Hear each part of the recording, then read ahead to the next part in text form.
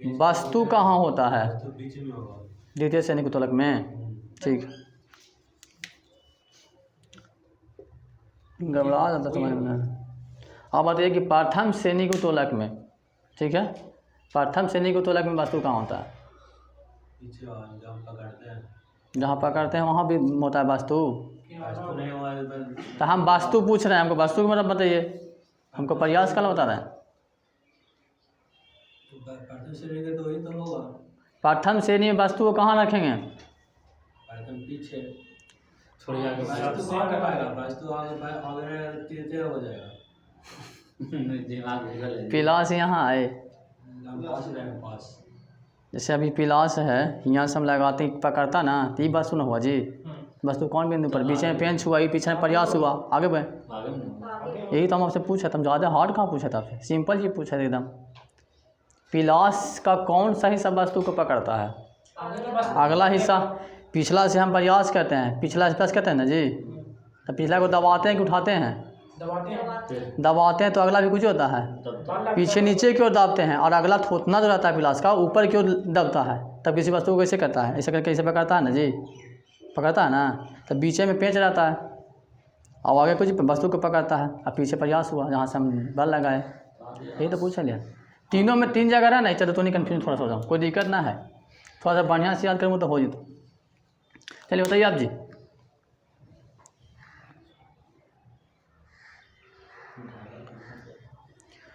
तृतीय श्रेणी की उत्तोलक में प्रयास बिंदु कहाँ रहता है? मान देखिए, सब जगह प्रयास बिंदु कहाँ आ रहा है? पहला वाला में प्रयास बिंदु पहला बिंदु पर रहेगा, दूसरा वाला में प्रयास बिंदु बीच में था, मध्य में था तीसरा वाला में, और अंतिम वाला में कौन चल जाएगा? बाहर में चल जाएगा। तीनों में ही तो अंतर है, प्रयास बिंदु इधर उधर होगा, बाकी भार बिंदु भी इधर उधर होगा। ऐसा नहीं कि सब जगह समान रहेगा। बी हम समझ लिए कि तोरा आज नंबर ठीक ठाक आ रहा है, तो तू थोड़ा सा अच्छी होबे करेगा। किसान का हाल केमा सैनिक उत्तोलक है? उनकर है, बताइए। हल, जो हल चलाता है ना किसान, तो किस श्रेणी का उत्तोलक है?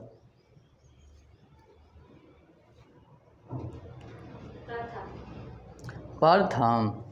गलती हो। नीचे एफ होगा, ई होगा, भाई जी 1 2 3 को उत्तोलक है, तो किसान का हाल केमा सैनिक उत्तोलक उदाहरण बताइए। द्वितीय। प्रथम दूसरा में दुनू नंबर ले ली, तीसरा का नंबर तो देंगे नहीं। चलिए आगे बताइएगा आप। बैजू जी क्या कैंची कौन से श्रेणी का उत्तोलक है? कैंची आप पूछा है, बोलिए कैंची किस श्रेणी का? ठीक, बैजू जी SBI में खाता खोल लिए। हाँ, चापाकल। चापाकल हो गया आपका प्रथम। चापाकल में बीच में पेंच रहता है, हैंडल के आगे जाइएगा एगो नट रहता है, वो पानी खींचता है, वो ना जी। हाँ, आगे बताइएगा। साइकिल का ब्रेक इनका है प्रथम, ठीक है। इन अब आते अनिरुद्ध जी।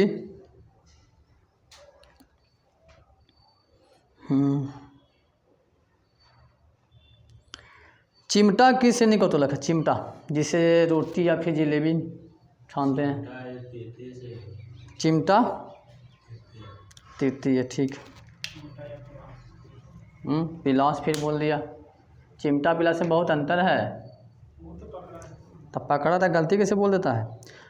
हाथ का बेलचा किस श्रेणी का होता है? बेलचा में समझते हो, सीमेंटवा अथिया लोड करता है, गिटिया, जब फौरा नहीं रहा चौड़ा, तो फौरा से उल्टी नहीं रहा है थोड़ा सा, तो बताइए। हाथ का ना उनकर है तृतीय।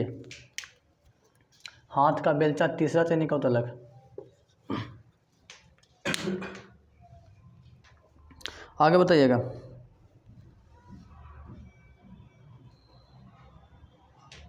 पीछे ना, एक पहिया वाला कूड़ा गाड़ी किस श्रेणी का उत्तोलक है? एक पहिया वाला कूड़ा गाड़ी जो अथी आता है ना, नगर निगम वाला आता है कुड़ वाले ने, तो इसे पकड़ के आता ना है, या आइसक्रीम वाला जो बेचता है, जो पकड़ के पहले बेचता था। अच्छा इंटरवल होता है। हाँ इंटरवल होता है वो भी। एक चकवा भाई जरा बोलेंगे ना, सब बोले पे काम करेगा।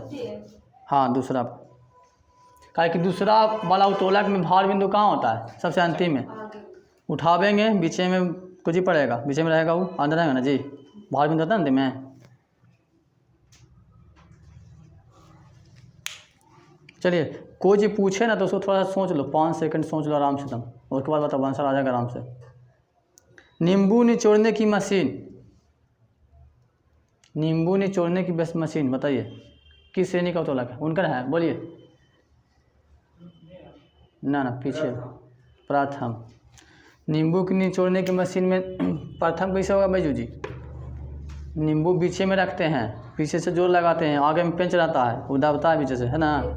नींबू निचोड़ने वाला मशीन सरौता, जैसे कसैली काटते हैं, सब कुछ ही है, बीच में रखता है वास्तु ना जी। तो द्वितीय श्रेणी वाला में वास्तु कहाँ रहता है, बीच में, है ना। चलिए आगे बताइएगा, किनका है आपका बताइए, आप बताइए। प्रथम श्रेणी के उत्तोलक का यांत्रिक लाभ कितना होता है? तीनों, एक से कम, एक से अधिक और एक के बराबर। ठीक है,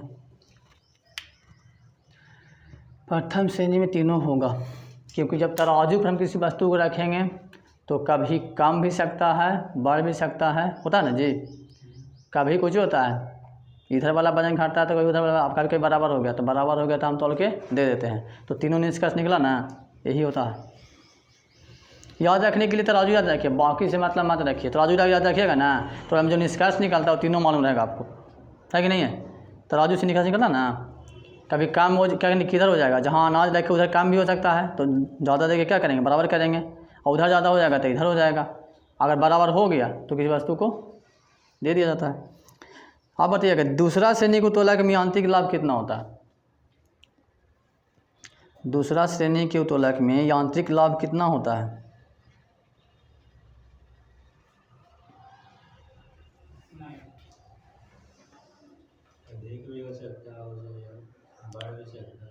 अधिक भी हो सकता है, बढ़ भी सकता है, इसमें अंतर कुछ ही है जी।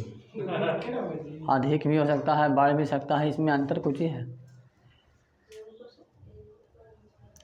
यांत्रिक लाभ कितना होता है? ये देखो आप, एक या एक से अधिक, एक या एक से अधिक, एक या एक से अधिक, पीछे एक से बड़ा होगा, एक या एक से अधिक, माने एक का एक मतलब कुछ हो गया, बराबर हो गया ना। एक बराबर नहीं होता, एक से अधिक होता है। किनकर है, आप ही का है। तृतीय श्रेणी को तोला का यांत्रिक लाभ क्या होता है? हाँ आप ही का होगा, वो करना है पास में जी, बोलिए। तृतीय श्रेणी के उत्तोलक का यांत्रिक लाभ क्या होता है? बराबर होता है। देखिए एक नहीं आया, बोलिए ना, उनको बोलने दीजिए। बराबर होता है, कम होता है, ज़्यादा होता है, बताइए। बराबर होता है, ये है, ठीक है। बोलिए आप। एक से अधिक, एक से अधिक, अभी एक से अधिक एगो हुआ ना, सब एक से अधिक क्या होगा, पीछे एक से कम।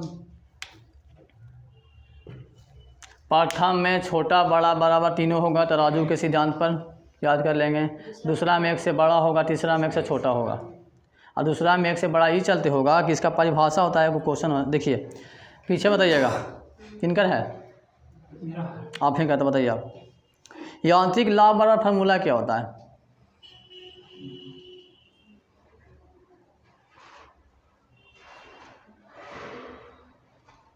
यांत्रिक लाभ बराबर फार्मूला, इसी पर तो ये तीनों निकला है जी। इसी फार्मूला पर तो तीनों निकला है, बताइए पीछे।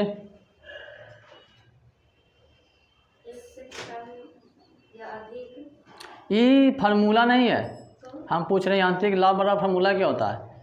वो तो तीनों हम पूछ ही दिए, प्रथम श्रेणी और द्वितीय श्रेणी और तृतीय श्रेणी का यांत्रिक लाभ हम पूछ दिए हैं।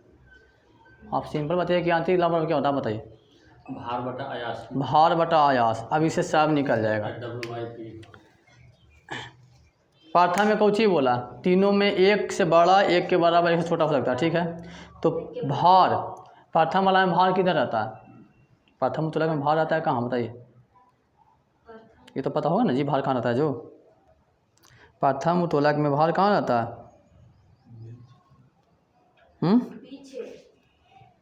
पीछे। प्रथम उत्तोलक में जहाँ वस्तु होती है ना, भार होता है। तो एक तरफ हम रखते हैं तराजू पर किलो, एक तरफ रखते हैं अनाज, तो अनाज जहाँ रखें वहाँ ना बल लगा, और बीच में क्या होता है? आलम होता है।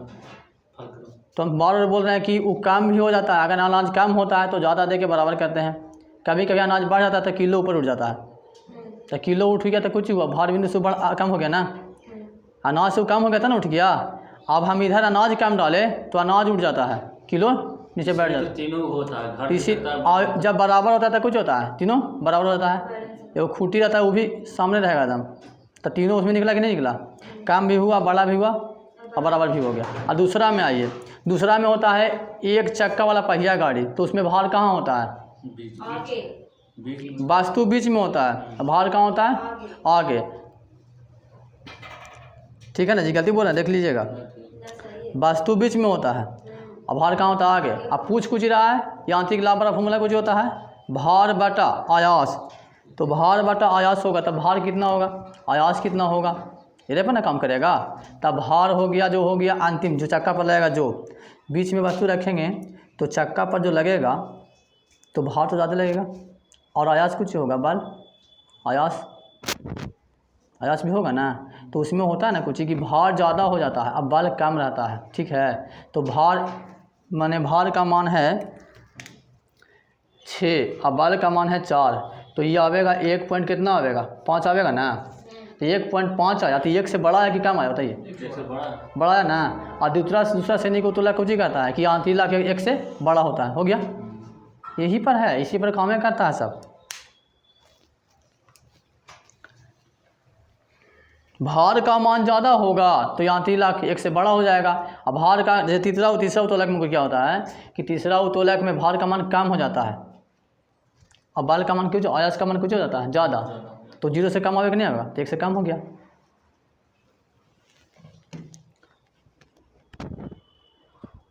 अरे उल्टी हम गए, गति भी बोले थे, गति भी। हाँ, 2-3 गति है, ऑब्जेक्टिव भी खत्म करने चलते हैं, कल रखें। किनका था जी, किनका था बैजू जी, बताइए तो आप। हाँ बताइए, न्यूनतम दूरी को क्या कहते हैं? न्यूनतम दूरी को क्या कहते हैं?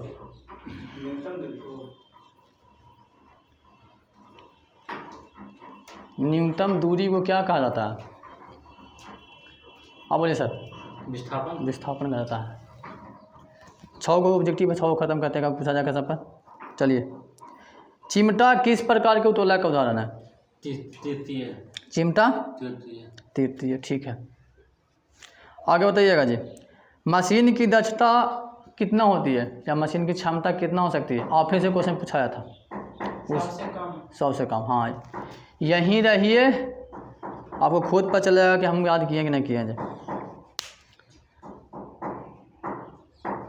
यदि भार W है, प्रयास P है, तो यांत्रिक लाभ बराबर फॉर्मूला क्या होता है? अभी बता रहे थे उसी पर हम। भार बटा आयास होगा, W बटा P होगा, ये ना। तो एने से एने करके कम याद दिया हमरा। निम्नलिखित में से कौन सा श्रेणी मतलब प्रथम उत्तोलक का उदाहरण है? या बता दीजिए, प्रथम उत्तोलक का उदाहरण कौन कौन है, जो पंचों को बता दीजिए। पिलास है, तराजू है, ढेर सारा।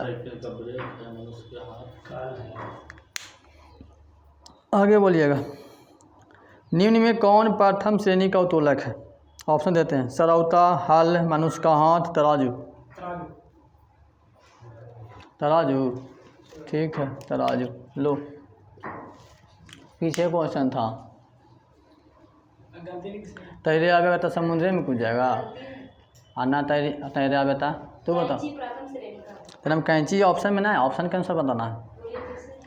निम्नलिखित में कौन प्रथम श्रेणी का उत्तोलक है? सरौता, हल, मनुष्य का हाथ, तराजू।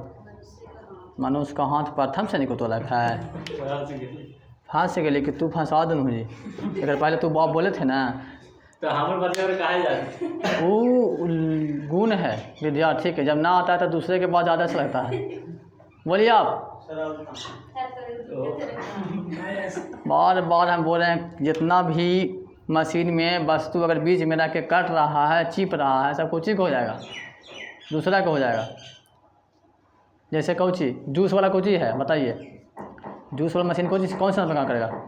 इसमें बीच में वस्तु रखाता है ना, दूसरा पे काम करेगा। नींबू निचोड़ने वाला दूसरा पे काम करेगा, कचैली काटने वाला दूसरा पे करेगा, सलौता पूरे पे काम करेगा। गलती ये बोला ना, ना कैसे बताए सही, कोई ना कोई बता ही देंगे। तराजू है कुछ है, हम तो सही बताइए तू बताया इससे तुमको गलती मिले, दूसरा वाला तू गलत बोलता है था ना, तुमको बोले थे कि तेरा आएगा तो समुद्र में पूछ जाएगा। वहाँ था तुम बोल दिया था ना कि नहीं मिलेगा। कंट्रोल करना सीखो, कुछ बर्दाश्त करना बहुत अच्छा होता है आगे के लिए। उससे तो एक आदमी सब जवाब दे देगा। जब पूछेगा ना कि और बताइए तो सबसे पहले बोलना तुम, कोई दिक्कत नहीं है। अब थोड़ा सा न्यूटन गति के पर आ जाते हैं। चलिए बताइए, आप ही शुरू करते हैं। जड़त्व किसे कहते हैं? जड़त्व कोई वस्तु अगर विराम में है तो अस्थिर है तो अस्थिर रहना चाहता है, गति में है तो गति में रहना चाहता है, उसी को हम जड़त्व कहते हैं। ठीक है। हाँ। जड़त्व कितने प्रकार के होते हैं? तीन। अनुरोध जी बोलेंगे, जड़त्व कितने प्रकार के होते हैं? होते हैं कि होगा? दो। खाली आंसर बोलिए। तो आप बताइए कि जो दो तरह के जड़त्व होते हैं तो कौन कौन होते हैं? ये होता है कि जब कोई वस्तु विराम में या गति में तो उसको गति में रहेगा, और विराम में तो विराम में आए। वो है जो वस्तु गति में उसको विराम में कर सकते हैं। नहीं, जब वस्तु गति में है या विराम में है तो जब तक उस पर भारी बल नहीं लगाना तब तक वो विराम में। वो न्यूटन के प्रथम गति के नियम तो बता दे रहा है। नियम बता रहा है। हमको बताइए कि जड़त्व कितने प्रकार के होते हैं? हम सिंपल क्वेश्चन। दो प्रकार के हो ना तो दोनों का नाम बता दीजिए। नाम खाली बता देना, उसका परिभाषा बता दें। ठीक ठीक बोलिए। हाँ बोलिए जी। गति का जड़त्व और विराम का जड़त्व। सिंपल था यार, पछतावा बड़ा है जरी मनी लगा होते कि हाँ पढ़ के लेकिन बताना के लिए ये अनुभव होना चाहिए। गलती नहीं देंगे आपका, बताने कुछ और बता रहे थे कुछ और। चलिए, जड़त्व किसी वस्तु के किन किन मानों पर निर्भर करता है? द्रव्यमान पर और घर्षण पर। घर्षण पर, द्रव्यमान पर, द्रव्यमान पर और त्रिज्या पर। द्रव्यमान पर और त्रिज्या पर। इसलिए देखिए जड़त्व मतलब क्या हुआ, जो वस्तु गति की अवस्था में वह गति बनाए रखना चाहती है, और जो वस्तु स्थिर है वो सोचती है कि मतलब हम स्थिर ही रहें। तो द्रव्यमान अगर ज़्यादा होगा तो कोई वस्तु क्या होगा, स्थिर रहेगा। और त्रिज्या के बात आया तो जितना बड़ा वस्तु लेंगे होगा त्रिज्या क्या होगा, उतना बड़ा होगा ना। तो द्रव्यमान कुछ ही कुछ पर निर्भर करता है, मतलब जड़त्व करता है किसी निर्भर, द्रव्यमान और त्रिज्या पर। चलिए तो बताइए कि अभी का है, पीछे बताइएगा। न्यूटन ने अपने गति के नियमों को किस किताब में लिखा था या प्रकाशित किया था? मैंने गति का नियम है ना न्यूटन का, वो किस किताब में है? उसका एक पुस्तक था जो लिखा था 1687 ईस्वी में न्यूटन। बोलिए अपनी बैजू जी। हाँ बोलिए। प्रिंसिपिया।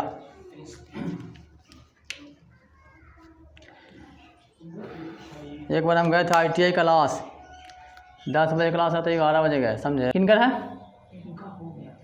कहो गया था मेरा कहाँ हुआ है? नहीं तो बताए, पास वाला बताए। बैजू जी के है। बताइए आप, बैजू जी की गति के कितने नियम हैं? गति के कितने नियम हैं? हाँ जी, जितना गति का समीकरण है ना, गति का नियम ही उतना ही है, और गति का समीकरण पहले ख़त्म हो चुका है। 2। हाँ बोलिए। 3। चलिए आप बताइए, न्यूटन के गति के पहले नियम को और किस नियम के नाम से जाना जाता है? न्यूटन को पहला नियम को बल की परिभाषा के नाम से या जड़त्व। जड़त्व तो बोलिए, बल की परिभाषा नहीं बोलिए। उसको बल को परिभाषा और जड़त्व दोनों एक ही चीज़ है। काला से बल की परिभाषा या जड़त्व हुआ मिलता है। सुनिए ना, हम बताते हैं। जो आपसे पूछेगा, आपका नाम पूछेगा तो आप कुछ ही बताइएगा कि उसका अर्थ क्या होता है, कि नाम बताइएगा। हमारे पास सबका जवाब है, आपका जितना क्वेश्चन आएगा सबका जवाब दे देंगे। हम पूछे कोची कि न्यूटन के गति के पहला नियम क्या बोलते हैं, तो उसको जड़त्व का नियम ही बोलते हैं, गैलीलियो का नियम बोलते हैं। ठीक है। और हम पूछेंगे कि न्यूटन के गति के नियम से, न्यूटन के गति के प्रथम नियम से क्या मिलता है, तब आप बोलिए कि बल की परिभाषा मिलती है। यह क्वेश्चन, दोनों में अंतर है थोड़ा सा। आगे बताइएगा जी। तो अब आखिर आपका ना, आप बताइए। चलती हुई बस में अचानक ब्रेक लगने से यात्री पीछे की ओर झुकता है कि आगे की ओर झुकता है? आगे की ओर झुकता है। चलिए, तो आप बताइए। कोई गाड़ी रुकी हुई है और वह डायरेक्ट मैंने अचानक चल पड़े तो यात्री पर क्या प्रभाव पड़ता है? पीछे की ओर झुकता है कि चल जाता है? पीछे की गिर जाएगा ना। गिराइए ना, कोई कोई गिरता है, बाकी झुक जाता है। इसे सपोर्ट अगर नहीं रहेगा तो गिर ही जाएगा। तो वही ना बोले हैं। जैसे चलिए, आप बताइए। न्यूटन की गति का पहला नियम क्या कहता है, या न्यूटन की गति का पहला नियम क्या है, बता दीजिए, पूरा बताइए, बढ़िया से बताइए।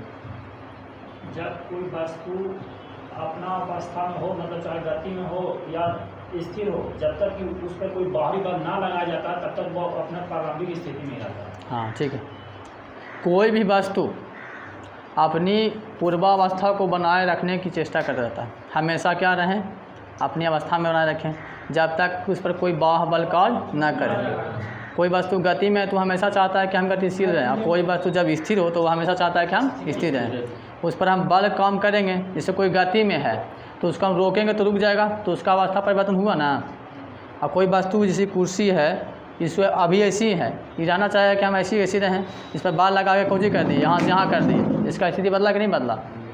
इसे वो क्या बोलते हैं? यही है न्यूटन का गति का पहला नियम। कोई हार्ड ना होता है, बड़ा लंबा देखने में लगता है। ज़रूरी नहीं किताबी भाषा में याद कीजिए, अपना भाषा में याद कीजिए ना, एकदम याद रहेगा। सिंपल ना बताइए कि कोई भी वस्तु जो गति में है या फिर स्थिर है, अपनी अवस्था बदलना नहीं चाहता है जब तक उस पर कोई बाह्य बल कार्य न करे। चलिए आगे बताइएगा। उसे न्यूटन का पहला नियम कहते हैं, गति का पहला नियम। हाँ, जड़त्व का नियम, जड़त्व का नियम, गैलीलियो का नियम, वो तो नाम हो गया तीनों ना। वो तुमको देगा ऑप्शन में काम। न्यूटन के गति पहला का नियम ना दे के देते जड़त्व का नियम, गैलीलियो का नियम, तुम्हारे लिए बेहतर है। आगे बताइएगा। कांच में पत्थर मारने से फूट जाना तथा गोली मारने से कांच में एक छिद्र होकर रह जाता है, क्यों? माने न्यूटन के किस गति नियम के अनुसार? पीछे हाँ बताइए। दूसरा नहीं देख लूँ, न्यूटन के दूसरा नियम पर हम गेबो नहीं किए हैं, दूसरा नहीं पहुँचूँगे। बाजू जी ला कहीं अलगे मशगूल हैं। हाँ, लग रहा है कुछ हुआ है। कोई तकलीफ है? नो, बढ़िया। गति के प्रथम नियम से, ठीक है। चलिए,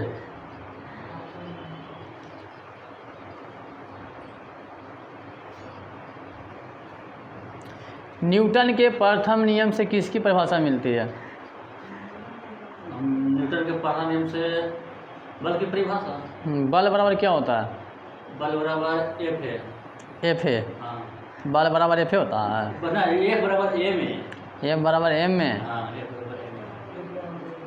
फादर बराबर मदर ना, हो सकता है जी। एफ माने फादर, एम माने मदर। ना उसमें एम से हो गया दरमान, ए से हो गया तवरन।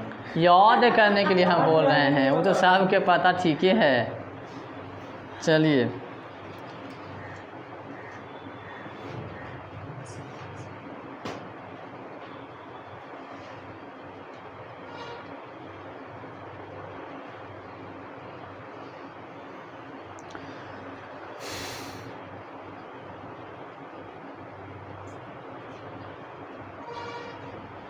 किनकर है, आपने क्या बताइए।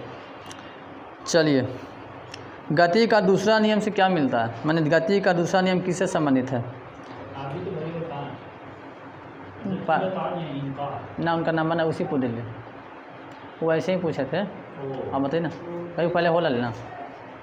गति का दूसरा नियम से क्या मिलता है, यही ना, बल का सूत्र मिलता है। बल का सूत्र भी मिलता है, संवेग भी मिलता है।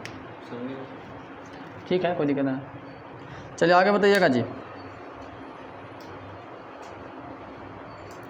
मेज पर रखी गई पुस्तकों का ढेर किसके कारण हटता नहीं है? हटता नहीं है। जड़ गति के कारण, जड़त्व के कारण, चुंबकत्व के कारण या गुरुत्वाकर्षण के कारण? गति के कारण। गति के कारण, वो गति में है। मेज पर पुस्तक रखने बताइए। गति कहाँ से आ गया? जड़त्व के कारण। जड़त्व एक प्रकार का कुछ है, द्रव्यमान है। जैसे हम मेज पर लगा दिए विश्व को पुस्तक, उसमें भार आ गया ना जी, भार है ना, तो भार आया तो कुछ होगा, उसी रहना चाहेगा, बस हो गया। तो क्वेश्चन था कि जड़त्व किससे संबंधित है? वेग से, चाल से, गति से, द्रव्यमान, संख्या कुछ होगा, द्रव्यमान होगा। तो बोल ना अनुरोध जी, ठीक है ठाक है। नेगेटिवा जरूरी है और पढ़ दिए, हाँ पढ़ लीजिए। चलिए, कोई वस्तु गतिशील है तो उसमें कौन सी ऊर्जा है? फिर ले लो नेगेटिव तो एगो। ध्यान कहाँ रहता है आपका? अभी थोड़ा ज़्यादा बढ़ रहा है, धीरे धीरे अपने काम पढ़ेगा।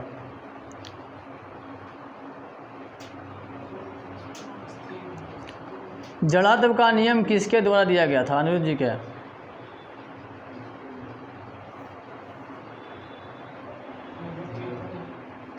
फिर लो तू एगो। गलत बात है भैया, कौन गलत बात है? गलत बात है ना, गलत बात है। नंबर भी मिल रहा वो ओरा बोल रहा है कि न्यूटन का पता नहीं, बोलो ना, वो ऊपर के ना आया है, बहुत सारे तो देरी करे तो आ गया थी ना। तो इसका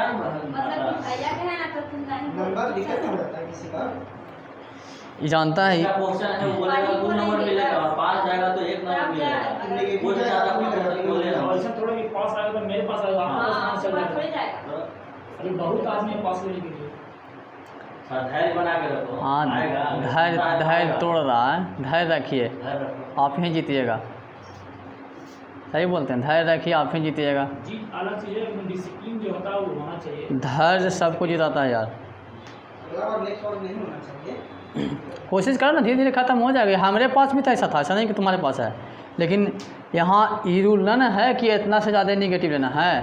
5 में से ज़्यादा हम कह देंगे ना, तुम चुपचाप अपने रहोगे, तुम देखोगे कि वो निगेटिव तुम्हारा हुआ। 3 को तो अभी तो ले, 3 को अभी ले लिया, और बाकी तो 2 को भी लिया है, इसी चलते मतलब 3 को निगेटिव सब का। बताओ, यहाँ से अगर हटा दिया जाए तो तुम्हारा मेन निगेटिव इतने है। हमारा पता था कि तू क्या को निगेटिव कोची में लिया है जे, तो 3 को तोड़ है, 3 को इसका है, भाई जो जितना जानते हैं इतना बताते हैं ना, और बाकी देखिए सब 3 को है। तो इधर से मत देखो, कम से कम इधर तो देखो कि ना हम कम से कम नेगेटिव तो कम से कम सबके सामान लिए हैं। चलिए, अनुरोध जी की तो बता ही ना दे रहा है, पूछ देते हैं फिर अभी। पूछिए उनसे, बेचारा कोई बोल रहा है। प्रतिबल का प्रभाव किस पर निर्भर करता है? ऑप्शन देते हैं, भार पर, आयतन पर, द्रव्यमान पर या क्षेत्रफल पर। प्रतिबल, द्रव्यमान पर। आगे, प्रतिबल का प्रभाव किस पर निर्भर करता है? द्रव्यमान पर, आयतन पर, भार पर या फिर क्षेत्रफल पर? क्षेत्रफल पर। क्षेत्रफल पर। क्षेत्रफल पर प्रत्येकांक क्षेत्रफल पर लगने वाले बल को क्या बोलते हैं? दाब बोलते हैं। हम बताए थे कि दाब और प्रतिबल, बल, घूर्ण के तीनों की बीमा को जो होता है एक होता है। आ गया, तो तीनों एक ही ना है। हाँ बताइए सूरज जी, किसी वस्तु को हम गर्म करेंगे, ठीक है, तो उसके द्रव्यमान और आयतन पर क्या प्रभाव पड़ेगा? किसी वस्तु को हम गर्म करते हैं तो उसके द्रव्यमान और आयतन पर क्या प्रभाव पड़ता है?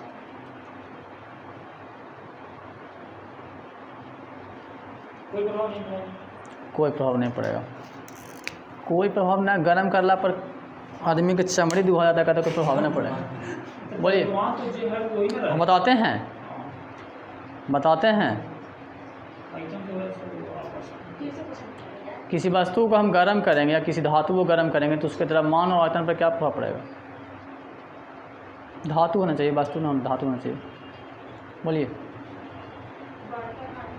बढ़ता घटता, कौन बढ़ता है कौन घटता है ना? द्रव्यमान कुछ होता है। अच्छा, आयतन? हाँ जी बैजू जी सही है, बोल रही है वो। आयतन घटता है, द्रव्यमान बढ़ता है। ये दोनों तो सही करे कहे तो उलट दिया वो। तो सही वही किया। हाँ तो सही ठीक हो है, जाएगा। आप भी सही कर दीजिए। हम कह देंगे कि द्रव्यमान ज्यों का त्यों रहेगा और उसका आयतन है वो घटेगा। तीनों की हालत खराब है। बैजू जी तो पहले ही ये लिक्विड फॉर्म में आ जाएगा ना, तो घट गर्म करने में लिक्विड फॉर्म में आ नहीं जाएगा। रहेगा। तो लिक्विड फॉर्म में आने पर कोई वस्तु के आयतन बढ़ता है सर, घटता नहीं है। आयतन बढ़ जाएगा। नहीं बढ़ेगा सर। द्रव्यमान हम वही- किसी धातु को गर्म करेंगे तो इतना गर्म करेंगे कि मैंने पिघला देंगे जी। अब पिघलाहूँ देंगे तो कुछ ही होगा। तो बढ़ेगा नहीं, पिघला देंगे तो इससे तो बढ़ेगा ना, द्रव्यमान नहीं बदलता है, ठीक है। बढ़ता है। और जैसे क्वेश्चन आता है सूरज, देखा होगा ये वाला, कि किसी वस्तु को हम गर्म करते हैं और वस्तु में कुछ ही है, बीच में छिद्र है, तो उसके छिद्र पर क्या प्रभाव पड़ता है बताओ? छिद्र मतलब कि छोटा हो जाता है। छिद्र छोटा हो जाता है, फिर गलती बोल रहा है, छिद्र बढ़ जाता है, आयतन बढ़ेगा तो फैलेगा ना जी। तो फैलता है तो छिद्र छोटा है और अगल बगल वाला वस्तु फैला। यही क्वेश्चन कल बीके सर पूछे थे, यही क्वेश्चन 2 पूछे थे, जहाँ पूछ रहे हैं ना वही। ई वस्तु है, यहाँ से ई है, ये पूरा के हमें वो नट बना दिए, नट में रहता है ना छिद्र जी। चलिए ये नट है, ठीक है। तो हम इसको गर्म करेंगे तो द्रव्यमान तो उतने रहेगा, आयतन बढ़ेगा। तो बताइए आपका कहने का मतलब है कि आयतन इधर रुके पड़ता है, यही ना? इधर क्यों भी पड़ेगा और नहीं, प्रसार का नियम पढ़बे नहीं किया तू तब। धातु प्रसार का नियम पढ़ोगे ना तब पता चलेगा। इधर की ओर हमेशा फैलता है कोई वस्तु, बाहर की ओर, अंदर की ओर कैसे फैलेगा जी? मिस्टेक कर दी। दोनों ना कोई फैलेगा। आदमी मोटाता है तो दुबराता भी है, मोटाता है तब दुबराता भी है। दोनों काम एक बार में होता है? ऐसा दोनों ना है कि एगो हाथवा मोटा है एगो हाथवा दुबरा है, हमेशा एक दिशा काम ना होगा जी। अगर आदमी बड़ा होगा तो बढ़ते चल जाएगा, छोटा तो कभी होता नहीं है। अनिल जी ठीक है, ये ठीक है ना? कल यही क्वेश्चन सर पूछे से वो गलती मार दिया। वो लड़की बोल रही थी कि इधर रुके फैलेगा ना शहद तब तो छोटा हो जाएगा, तब पता चला कि छिदवे हुआ ख़त्म हो गया। एक समय ऐसा होगा ना कि गर्म होते होते कुछ हो जाएगा जी, छिद्र खत्म हो जाएगा। पिघलाने का बात आता है ना। हाँ अरे वीडियो बने थे, वो वहाँ रखा रहते वीडियो बने, तो हनी की वीडियो बने थे भैया। चलिए बंद कीजिए, हो गया।